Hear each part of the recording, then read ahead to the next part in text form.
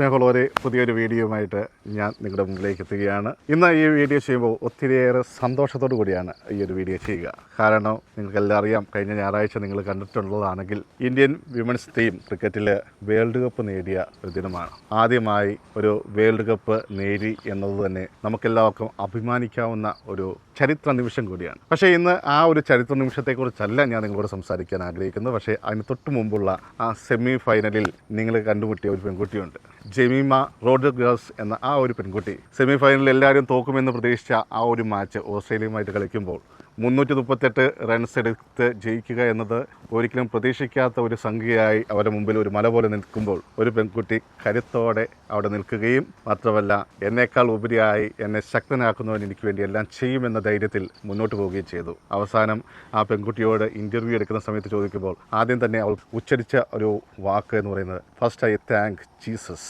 ശരിക്കും പറഞ്ഞു കഴിഞ്ഞാൽ ഒരു സാക്ഷ്യത്തിൻ്റെ ഏറ്റവും വലിയ ഉദാഹരണമായിട്ട് മാറുകയാണ് ഈ ജെമീമ റോഡ്രിഗസ് എന്ന ആ കരുത്തുള്ള ആ പെൺകുട്ടി. ഒന്ന് ആലോചിച്ച് നോക്കൂ, ഒരു 140 കോടി ജനങ്ങളുടെ മുമ്പാകെ ലഭിക്കുന്ന ഒരവസരം.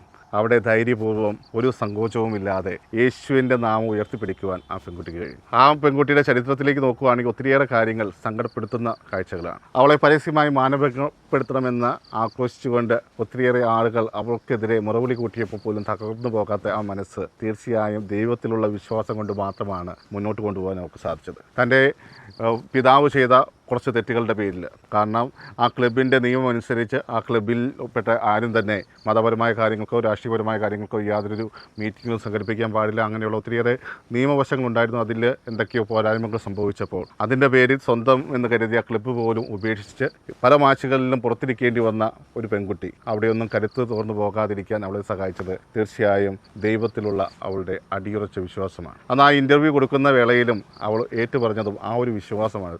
ഒന്ന് ആലോചിച്ച് നോക്കുക, എത്ര മനോഹരമായ ഒരു നിമിഷമാണ് ഓരോ ക്രിസ്ത്യാനിയെ സംബന്ധിച്ചും അത്. അതിനുശേഷം ഒത്തിരിയേറെ വിവാദങ്ങൾ പരക്കുന്നത് നമ്മൾ കാണുന്നുണ്ട്. അവിടെ ജയ് ശ്രീറാം എന്ന് പറഞ്ഞെങ്കിലോ അല്ലെങ്കിൽ എന്തെങ്കിലും മറ്റു കാര്യങ്ങളാണ് അവൾ പറയുന്നതെങ്കിൽ ഇതായിരിക്കുമോ അന്തരീക്ഷം എന്ന് ചോദിച്ച് ആളുകൾ രംഗത്ത് വന്നപ്പോഴും ആ പെൺകുട്ടി തൻ്റെ വിശ്വാസത്തിൽ ഉറച്ചു നിന്നു എന്നുള്ളത് തീർച്ചയായും എടുത്തു പറയേണ്ട ഒരു സാക്ഷ്യം തന്നെയാണ്. പ്രിയമുള്ളവരെ, അവൾ പറയുന്നുണ്ട്, മത്സരത്തിൻ്റെ പകുതിയോളം അടുക്കുമ്പോൾ ഇനി തനിക്ക് മുന്നോട്ട് പോകാൻ ശക്തിയില്ലെന്ന് തോന്നിയപ്പോൾ അവൾ ഉച്ചരിച്ച ഒരു വചനം ആ ഒരു ഇൻ്റർവ്യൂവിൽ അവൾ എടുത്തു പറയുന്നുണ്ട്. പുറപ്പാട് 14:14, നിങ്ങൾക്ക് വേണ്ടി ദൈവം യുദ്ധം ചെയ്യും, ഒന്ന് ശാന്തമായിട്ടിരുന്നാൽ മാത്രം മതി എന്ന് പറഞ്ഞ പോലെ ഐ സ്റ്റുഡ് ദെയർ എന്ന് അവൾ പറയുന്നുണ്ട്.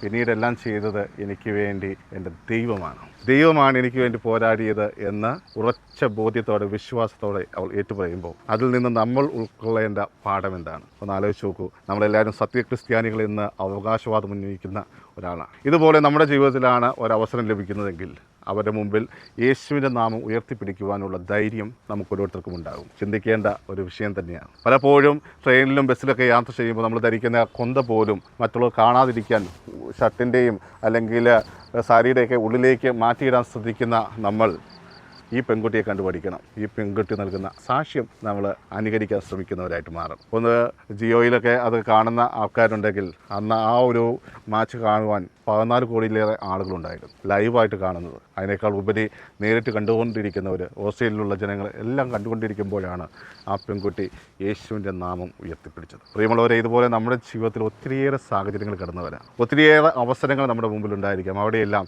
യേശു എന്ന ആ വലിയ നാമം ഉയർത്തിപ്പിടിക്കുവാൻ നമുക്ക് സാധിക്കുന്നുണ്ടോ? യേശുവിന് വേണ്ടി എന്ത് സഹിക്കാൻ ഞാൻ തയ്യാറാണ് എന്ന് ഉറക്കെ പ്രഖ്യാപിക്കുവാൻ നമുക്ക് സാധിക്കുന്നുണ്ടോ? ഈ പെൺകുട്ടിയുടെ ജീവിതത്തിൽ ഒത്തിരിയേറെ വേദനകളുണ്ടായിരുന്നു, തളർന്നു പോകുന്ന ഒത്തിരിയേറെ നിമിഷങ്ങളുണ്ടായിരുന്നു. പക്ഷേ അതിലൊന്നും പതറാതെയാണ് മുന്നോട്ട് പോയത്. ഒരിക്കൽ പോലും ആരെയും കുറ്റപ്പെടുത്തിയില്ല, ആരോടും ദേഷ്യം കാണിച്ചില്ല, തന്നെ എതിർത്തവരോട് പോലും സ്നേഹത്തോടെ പെരുമാറാൻ നമുക്ക് സാധിച്ചു. പല അവസരങ്ങളിലും യേശുവിൻ്റെ നാമം പ്രഘോഷിക്കാൻ കിട്ടിയ അവസരങ്ങളിലെല്ലാം തന്നെ സംഗീതത്തിലൂടെയും അല്ലെങ്കിൽ കൊച്ചു കൊച്ചു വാക്കുകളിലൂടെയും അവൾ യേശുവിലുള്ള വിശ്വാസം എടുത്തുയർത്തി കാണിച്ചു. നമുക്കും അതൊരു പ്രചോദനമാണ്, അവസരമാണ്. ആ ഒരു ബോധ്യത്തിൽ പ്രിയമുള്ളവരെ, ഈ വീഡിയോ കാണുന്നവരൊന്ന് ശ്രദ്ധിക്കുക. ആ പെൺകുട്ടിയുടെ ധൈര്യം അത് എടുത്തു പറയേണ്ട ഒന്ന് തന്നെയാണ്. ആ ധൈര്യം നമുക്കും അനുകരിക്കാം. അവളെപ്പോലെ നമുക്ക് കിട്ടുന്ന അവസരങ്ങളിൽ ആ യേശുവിൻ്റെ വലിയ നാമം എല്ലാവരും മുമ്പിൽ പ്രഘോഷിക്കുവാൻ നമുക്ക് പരിശ്രമിക്കാം. ഓരോ നിമിഷവും എൻ്റെ ജീവിതത്തിലെ എല്ലാ വിജയത്തിനും ഞാൻ എപ്പോഴും ക്രെഡിറ്റ് കൊടുക്കേണ്ടത് എൻ്റെ ദൈവത്തിനാണ്, എൻ്റെ വിശ്വാസത്തിനാണ്. ആ ഒരു ബോധ്യത്തിൽ മുന്നോട്ട് പോകുവാൻ ഈ ഒരു വീഡിയോ നിങ്ങളെ ഓരോരുത്തരെയും സഹായിക്കട്ടെ. അപ്പോൾ പുതിയൊരു വീഡിയോയുമായിട്ട് നമുക്ക് വീണ്ടും കാണാം. ഷെയർ ചെയ്യാത്തവർക്ക് ഒന്ന് ഷെയർ ചെയ്യാൻ ശ്രദ്ധിക്കുക, ഒന്ന് സബ്സ്ക്രൈബ് ചെയ്ത് സഹായിക്കാനും കൂടി ശ്രദ്ധിക്കുക. അപ്പോൾ നമുക്ക് വീണ്ടും കാണാം. അതുവരെ ക്ഷമയോടെ കാത്തിരിക്കുക.